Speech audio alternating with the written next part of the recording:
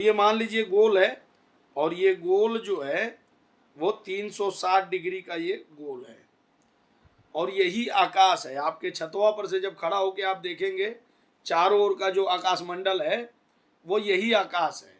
और इसी आकाश को आप ध्यान रखिएगा। बरसात आ रही है ना, बरसात आ रही है, ये देखो सिक्का रख के बना लीजिए। अब ये बचा है समझने वाले समझ रहे हैं ना, गोल है, बस बात खत्म। मैं चाहूँ तो ऐप डाउनलोड कर लूंगा ना, तो ऐपवा में क्या है, मैं बकटेड़ खींचूंगा तो भी गोल बनाएगा, लेकिन उसमें मज़ा नहीं आता है। हाँ, जो इसमें अपनी बेइज्जती करवाने मज़ा है वो वहाँ थोड़ी है सिक्के से इतना नहीं बढ़ेगा। लो राहुल जो है, भैया अब किससे बनेगा, चूड़ी ले आऊँ, बंगड़ी ले आऊँ? हाँ, तुम तो कुछ भी कह दोगे, तुम्हारे कहने क्या है। चलिए, तो आपको मैं जो पढ़ाना चाह रहा हूँ वो केवल आप वहीं तक पहुँचिए जहाँ पर पहुँचा रहा हूँ। हाँ, आलू जैसा लग रहा है, अच्छा चलो। हाँ, मान लिया गोल है, बिल्कुल मानना ही पड़ेगा। अब यही 360 डिग्री, मैं एक बात और बता रहा हूँ, बहुत ध्यान से देखिएगा। यही 360 डिग्री है ना। आप जब रामायण काल की बात पढ़ते हैं तो उसमें नक्षत्र वाटिका की बात आती है, अशोक वाटिका की बात आती है, पुष्प वाटिका की बात आती है, जहाँ माता सीता और भगवान राम का मिलन होता है वो पुष्प वाटिका है। रावण के यहाँ जहाँ पर सीता माता को रखा गया है वो अशोक वाटिका है। तो उस समय में अलग अलग पौधों की वाटिकाएं होती थी, ऐसे ही आपके नक्षत्रों की वाटिकाएं होती थी। आप पूरे दुनिया में किसी एस्ट्रोलॉजर को कहेंगे कि मुझे नक्षत्र वाटिका कैसे बनाना है बता दो, तो वो आपसे 2 5 6 महीने तक कनखी काट लेगा। हो सके आपका नंबर वो ब्लॉक कर दे कि अगली बारी बकलोल फिर से कॉल करके मुझे परेशान ना करे, क्योंकि उसको नहीं आता है। ये देखिएगा, ये 360 जहाँ मैंने लिखा है ये सूर्य है, ये 360 मैंने जहाँ लिखा है ये सूर्य है, और इसी को लेकर के एक गोला बनता है, एक गोला बनेगा। तो ये जो सूर्य है ना, यहाँ पर एक आंकड़े का पेड़ लगता है, कौआ का, नवग्रह का, आपको सभी को पता ही है। ये देख लीजिएगा, मैं पढ़ा रहा हूँ आपको नक्षत्र, केवल और नक्षत्र, और मैं उसकी गणितीय प्रक्रिया को आपको एक बार समझा देना चाहता हूँ ताकि आप जीवन में कभी भूलें नहीं। देखिएगा, तो मान लीजिए आपको कभी नक्षत्र वाटिका बनाना पड़ जाए जीवन में, तो कैसे बनाएंगे। तो यहाँ जो 360 लिखा है मैंने, 360 डिग्री का सर्कल है, इसमें सूर्य की जो वृक्ष होती है वो होता है मदार, अर्क, आंख जिसको आप कहते हैं, वो यहाँ पर रहेगा। इसके ठीक पूरब में, जैसे नवग्रह वेदी में आप बनाते हैं, तो यहाँ पर मंगल का वृक्ष रहेगा। मंगल का जो होता है वो खदिर होता है। उत्तर में होगा बृहस्पति का होगा, यहाँ पीपल होगा गुरु महाराज का। पूरब में जो होगा शुक्राचार्य हैं, शुक्र महाराज हैं, और यहाँ पर शनि महाराज हैं, है ना। यहाँ पर राहु है और यहाँ पर केतु है, और नहीं हाँ ठीक है, राहु केतु है, और यहाँ पर जो है वो चंद्रमा है, और यहाँ पर जो हालत है वो यहाँ पर आप बनाते हैं बुध को। नवग्रह का मंडल बनाने सबको आता है, लगभग यही दिशाएं होती है ना, कि कुछ अलग बना दिया मैंने। हाँ, ऐसा तो नहीं कि कुछ उल्टा सीधा बना दिया। हाँ, फिर बोले गुरुजी, ये मंडल जो होगा यही क्रम में, ये देखिएगा, ये यहाँ पर सूर्य का पेड़ लगेगा और बाकी जगह में ग्रहों का पेड़ लगेगा, ये ग्रह वाटिका हो गया। हाँ, इन सब के बीच में, बिल्कुल ये बड़ा प्रश्न अच्छा किया आपने, इन सब के बीच में आप देखिएगा 360 डिग्री का ये गोला है। मैं वही पढ़ाना चाह रहा था जो आपने पूछ ही लिया। तो 360 डिग्री का गोला है, और आपको नवग्रह में, तो नवग्रह कहाँ है, बीच में, तो ये 360 डिग्री सूर्य आ ही गया। इसके बगल में आगे जो है वो दूसरे सर्कल में ग्रह आ रहे हैं ना, तो 8 ही ग्रह बच रहे हैं। तो 8 में इसको भाग दे दीजिए, तो 8 में भाग देंगे, 8 चौको 32, 8 चौको 32, और ये 4, 8 पच्चे 40। ये मैं चाहता तो आपको 45 अंश पहले बता देता, लेकिन मैं गणित इसलिए करके बता रहा हूँ ताकि जीवन में कभी भूले नहीं, और कोनो पूछ ले तो मुझे फ़ोन घुमा के पूछना ना पड़े कि गुरुजी अब क्या होगा। हाँ, वहाँ इज्जत की धोती खुल रही है, ऐसा नहीं। ये 45 डिग्री की दूरी रहेगी, सभी ग्रहों की बीच में डिस्टेंस रहेगा। इसके बाद जो आएगा, इसके बाद जो आएगा ये जो है राशियों का आएगा। ये देखिएगा यहाँ से मेष, वृष, मिथुन, कर्क, सिंह, कन्या, तुला, वृश्चिक, धनु, मकर, कुंभ और मीन। अब देखिएगा इनमें भी ध्यान रखिएगा, इनके भी अपने पेड़ होते हैं 12 राशियों के। जिनको चाहिए वो मुझसे कांटेक्ट कीजिएगा, मैं पूरा लिस्ट दे दूंगा।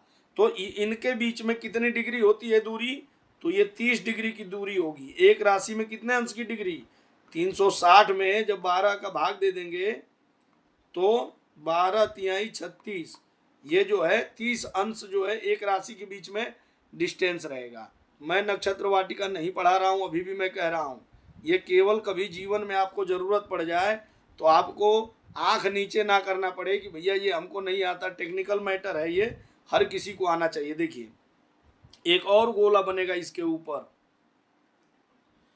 इसके ऊपर गोला बनेगा।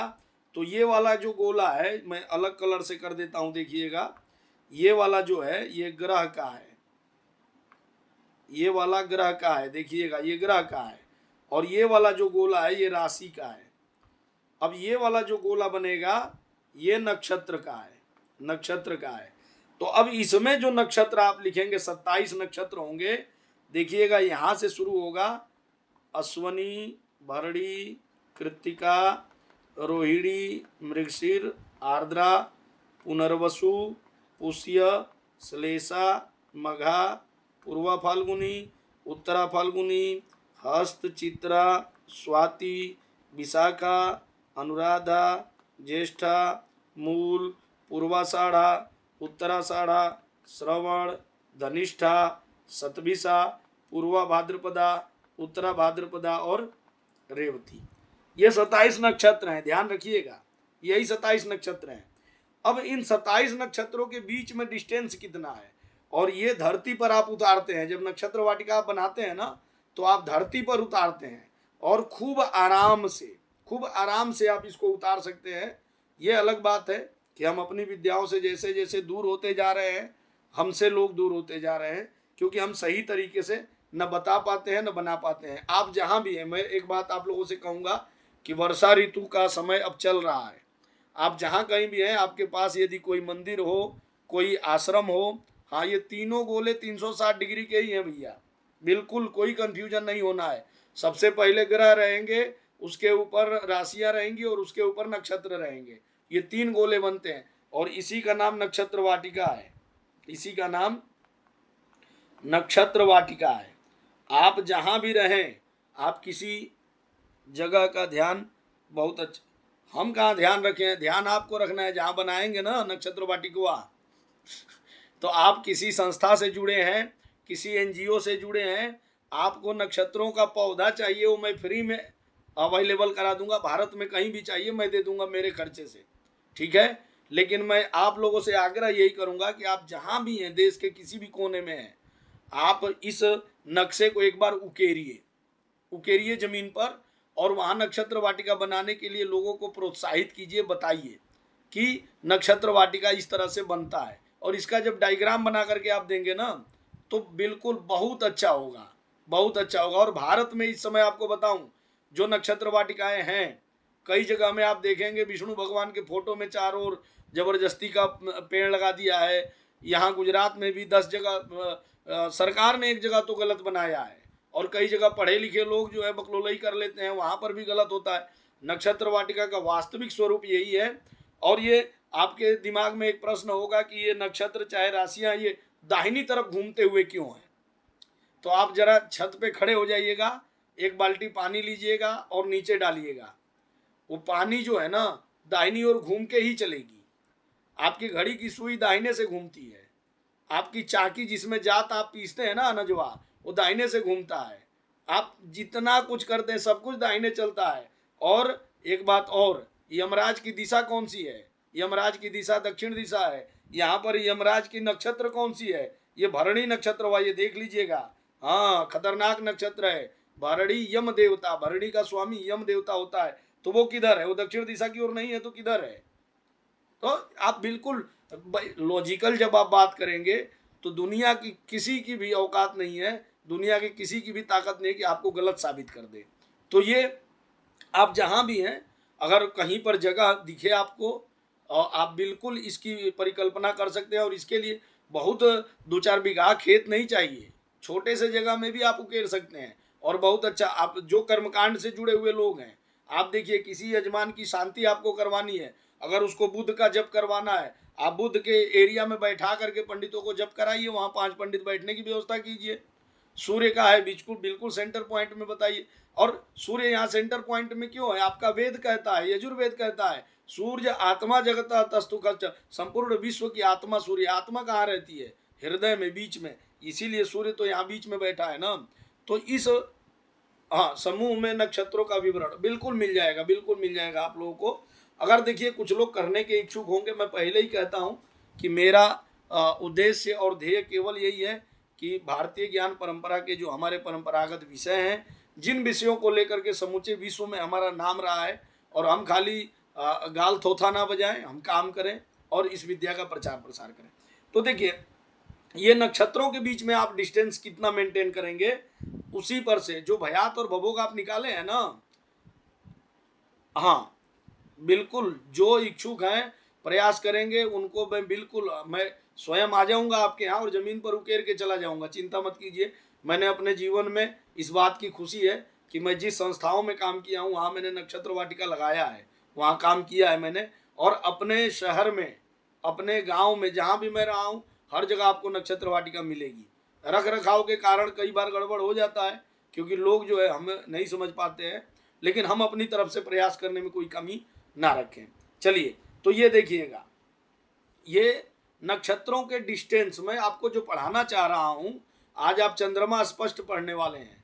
ज्योतिष शास्त्र का अगर सबसे सबसे भारी विषय कुछ होता है तो वो चंद्रमा को स्पष्ट करना है। और आपको बिल्कुल ही भारी की तरफ मैं ले ही नहीं जाऊंगा, आपको मैं इसीलिए ये नक्षत्र वाटिका और डायग्राम की तरफ लाया हूं कि इसके साथ साथ आपको एक नया विषय भी तैयार हो जाए। और आप इस नक्षत्रों के बीच का डिस्टेंस कितना रखेंगे, देखिएगा 360 डिग्री है। सारे गोले 360 डिग्री के ही हैं, मैं पहले ही कहा हूँ, सारे गोले 360 डिग्री के हैं। 360 डिग्री में देखिए ग्रहों को आपने बांट दिया, 360 डिग्री में राशियों को बांट दिया। अब यहाँ आप नक्षत्रों को बांट रहे हैं। नक्षत्रों की संख्या कितनी है? हाँ, नक्षत्रों की संख्या है 27। तो 27 में इसको भाग देंगे तो एक बार में जाएगा 27, 16 में से 7 जाएगा। हाँ, ये देखिए, ये क्लास में समय से नहीं आते हैं ये लोग, थोड़ा सा डिस्टर्ब जरूर करते हैं, लेकिन कोई बात नहीं। देखिए घटाना क्या था हमें? 16 में से 7 घटाना है। देखिए 16 में से 7 घटाएंगे, यहाँ 9 हो जाएगा, और यहाँ 2 में से 2 हो जाएगा 0। हाँ, और यहाँ 90 हो जाएगा। यहाँ क्या हो जाएगा? 90।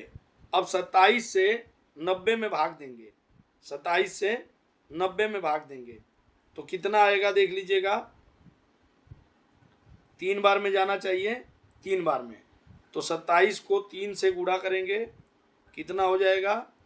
7 त्रिक 21, और 3 दूना 6, 2 8, 10 में से 1 गया 9, और इधर 0।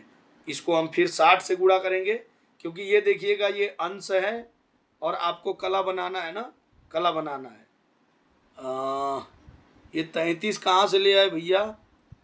चलिए कोई बात नहीं, 9 छक्के 54, 540, फिर 27 में भाग दे देंगे, 27 दूना 54, इधर का 0 इधर आ गया। 13 अंश 20 कला, ये नक्षत्र का मान है। ये देखिएगा, आप ध्यान रखिएगा, एक नक्षत्र का मान,